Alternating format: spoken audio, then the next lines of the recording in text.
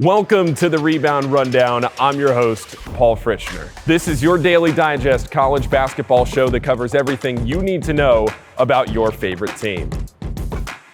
From game previews to recap to press conferences and breakdowns, we have you covered. Every Monday through Friday with your morning commute, wherever you get your podcasts, and make sure you subscribe on YouTube.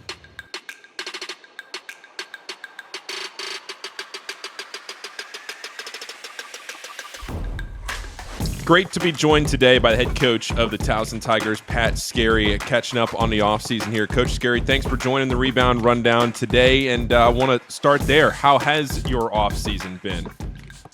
Well, appreciate you having me on, Paul. It's been good. We start back up on Monday. I can't believe how fast it kind of elapses these days, but ready or not, here we come, right? Yeah, so to begin here, to congratulate you on the season you just had, to be CAA champions, you were named the coach of the year, to have all of the success you did, 16-2 in conference play, to be able to cut down the nets. How fulfilling was that for you, for somebody that's been at Towson for as long as you have, to see a lot of those goals be realized there at the end of last season?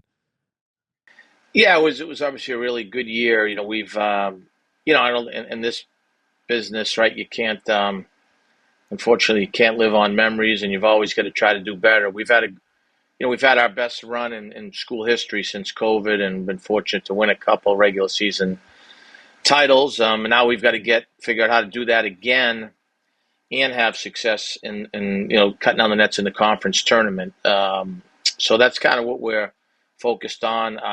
Really enjoyed last year. Really good group of players. Really good guys, Paul, like just good people to be around, from good families. Thought they were about the right things. Had a really good staff, I think, as good as we've had. So that piece was very fulfilling. So you bring back this upcoming season, you'll bring back Tyler Tejada and Dylan Williamson, two of your best players, probably the two best players on your team, if I'm not overstepping myself there. In a day and age like this where players can transfer, there's so much movement around between teams, how good does it make you feel to get those two guys back going into this season? Yeah, it feels great. Look at, both guys were all league players. Tyler was player of the year. Dylan, in my opinion, was the best point guard in the conference and arguably our most valuable and key guy, winning us a lot of close games. So it says a lot about those two guys that, one, they're happy here at Towson. They've got good families. And then there's no jealousy. They know how each other kind of complements and enhances each other's game. And they really they get after it with each other with workouts, like extra workouts. So we were ecstatic to get those guys back. Look at the transfer portal's a real thing here, and it's important. We've been fortunate. We've kept, I believe it's like 17 of our last 19 guys that hadn't graduated and/or exhausted eligibility the last couple of years. So we always want to focus on finding guys, developing and investing in them, and then retaining them. And then if we need to enhance late, then find some guys out of the portal. What do you think has been your secret to that? When so many coaches have lost so much of their roster, how has Towson been able to keep players like that? Well, look, I think there's obviously, you got to have a measure of good fortune, but I think we've got a really good product. Our university, how guys live, how comfortable they feel, good sense of community, how we try to invest in them, and take care of them. And I have a really good staff. That's kind of been our secret sauce, is trying to really pour into our guys. And then I think it's, as best you can, trying to find the right guys that share similar values, have mutual levels of respect for each other, so that, the schools they've been to and the families they're part of, and then you hope it works. But in this day and age, look, you could have, you could return your whole team, or you could have to replace your whole team. I think the way we've tried to approach it with guys is, look, for the next year, this is why Towson's a good choice for you, and then after that we can sit down and if a guy thinks it's better for them, then certainly we'll try to help them, and I wish them great success. I don't hold that against anybody. Going back, I was the first guy, I think, in the history of college basketball when we were coming out of COVID. I took a guy back that had transferred, and my boss at the time said, "Why are you doing that?" And I said, "Well, two reasons. One is the guy said he made a mistake, and he's a kid, and two, he's a really good player. So I mean, like, I'd love to have him back. I enjoyed coaching him. So I think I speak for most guys in the country. Every guy you get, it's kind of like I'm a Boston guy. It's like kind of like the Boston Marathon.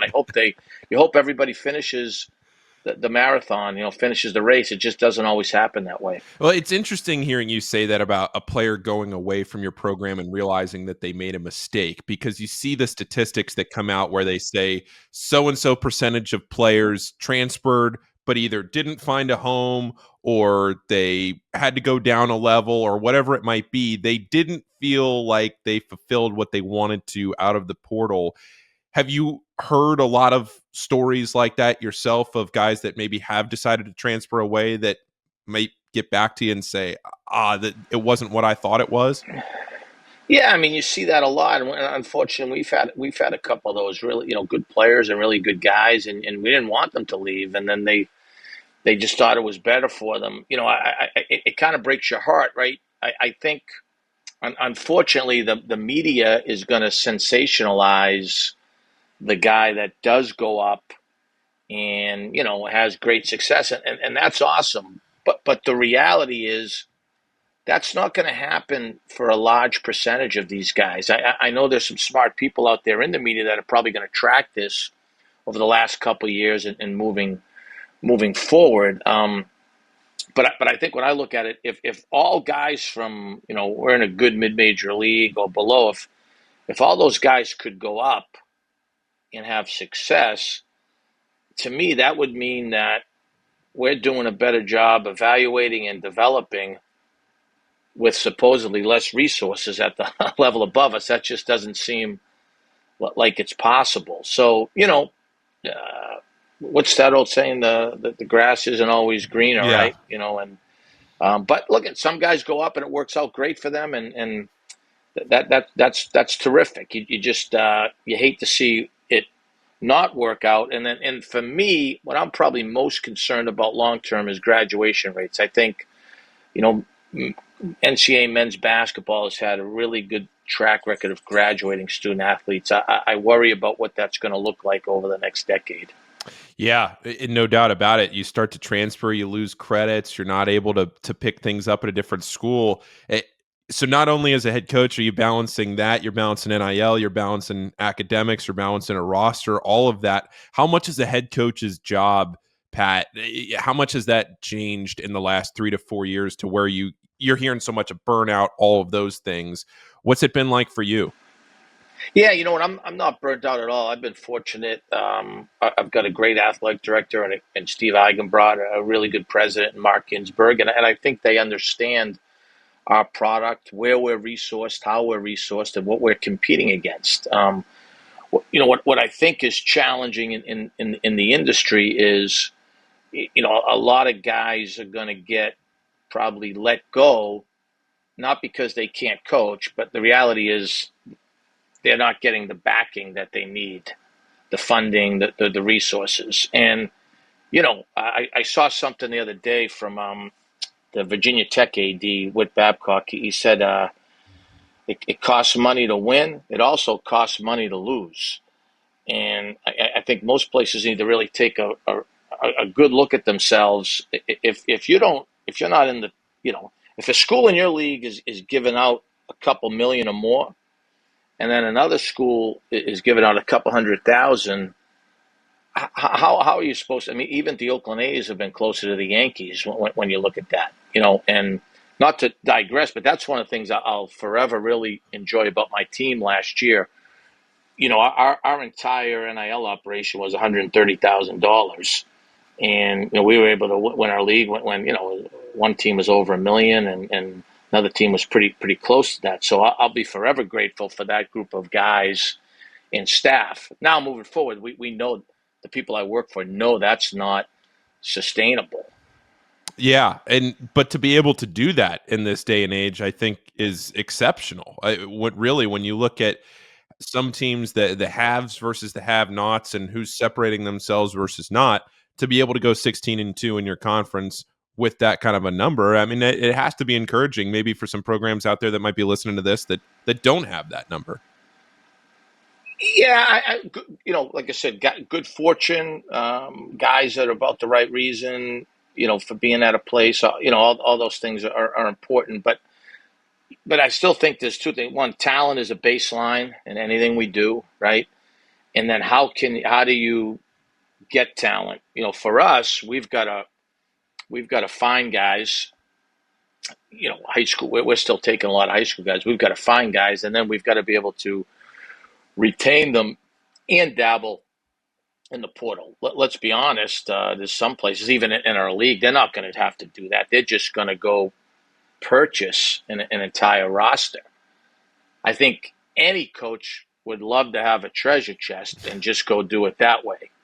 I think the reality is a lot of us don't, so we've got to do it. It's a little bit like a potpourri, but I mean, like anything, I would love to be able to be told I have an unlimited war chest because I know what we've been able to do without having that. So if you all of a sudden told me I'm going to the war and I've got some, high-powered tanks and jets, I feel pretty good about what we'd be able to accomplish. Sure. So I grew up right outside D.C. in Northern Virginia, and I know they're not in the conference anymore, but George Mason was a massive part of the CAA for a very long time. I grew up going to George Mason games. I'm very familiar with the conference and what it means to that area. And so I want to ask you now, how is the health of the conference? You look at the top last year. You mentioned how disappointed you were that you weren't able to get over the hump in the conference tournament and get there. But UNC Wilmington, Charleston, a really strong top of the conference in a league like that. How do you think the CAA is doing as a league right now? Yeah, I think we're doing very well. We're poised to have an excellent year. I think Joe D'Antonio is done a terrific job in challenging times as our commissioner. We're at 13 teams. Who knows how many? You look at Big Ten has 18 teams, so who knows how many teams we could be moving forward. I think, like you talked about, Paul, the whole thing has changed since COVID. So it's how do you win your league, and then how do you win your league tournament? And certainly, we've been fortunate to be able to compete against Charleston and Wilmington, a couple places that have great tradition and fan bases and unbelievable resources. We take a lot of pride in that. In the last 4 years, our conference record is 54-18, and that's the best in our conference and 12th best in the country. So we take a lot of pride in that. But we've got good new coaches. Earl at William and Mary, they had a great first year. New coach at Campbell, obviously John, they won a national title. I think Ivan Thomas did a heck of a job at Hampton last year. And then you've got a lot of proven coaches like Billy Cones, the all-time winningest coach, and Zach Spiker and King Rice. And I'm trying to forget, I'm sure I'm forgetting a couple others here, and I apologize for that. So Speedy Claxton, I mean, he won. He's already won a league title. So I mean, there's the health of our league is very good. There's a lot of good coaches. Monte Ross at A&T and Gino Ford. These guys have won at other places. So it's just it's hard. You're in maybe one of the top 3 or 4 one-bid leagues in the country. I've told this to people that since COVID, if there's been years with if 3 or 4 of our teams could get in the tournament, they're good enough to win a game. But it's not really set up for that. What we've tried to do, if you look at our non-conference schedule, we try to schedule aggressively where if we were ever fortunate enough to go 12-1 and then went 16-2, we'd be in the mix. Not everyone chooses to do that, but if you don't do that, you're not even giving yourself a chance. Well, scheduling was the next thing I wanted to talk about because your full schedule was just released. You had a conference schedule mixed in there. But before we get into some specifics, because you're playing Houston, you're playing UCF, you're playing at Kansas, you're playing down in Orlando at the ESPN Events Invitational. But when you look at the schedule as a whole, one of the questions that I've liked to ask in this series is, how difficult was it for you to try and get games this season in the non-conference, coming off a season where you went 16-2? Because it feels to me, Pat, like these big time teams don't want to take the risk of playing a team like Towson that might upend you and then effectively end your NCAA tournament hopes if things don't go right for you in the conference schedule. Did you find yourself having difficulty scheduling, or were these coaches ready to play you? We've had over the last 3-4 years an incredibly difficult time scheduling, and this year was probably the hardest. I think when the metric that a lot of teams use is the net. They're going to tell you don't play Towson. So that in some ways, the game is, to steal a phrase from it, my old AD, is rigged. And it's not. It's like for us. So one, we don't have any series, Paul. This is the first time in my tenure here we're buying games because we couldn't get any home games. So I really appreciate my athletic director doing that. So we don't have any series. All the games we got at home are games we had to buy.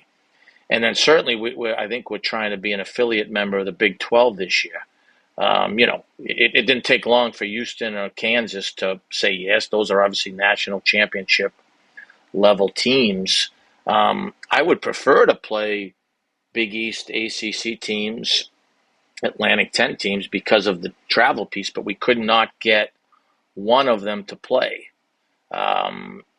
Like I said, we would love to have played those teams just because of how much easier the travel is, but we couldn't get that to happen. So, now you're traveling all over the place. We had to do that last year, but we are doing some things that are good, like to play in an ESPN tournament against, a really well coached and tradition laden Rhode Island team on national TV is that's a great challenge for us, and certainly something that'll help us get ready for our league. And that's how I look at it. Hey, if we can play a tough schedule, maybe we're fortunate enough to win some games.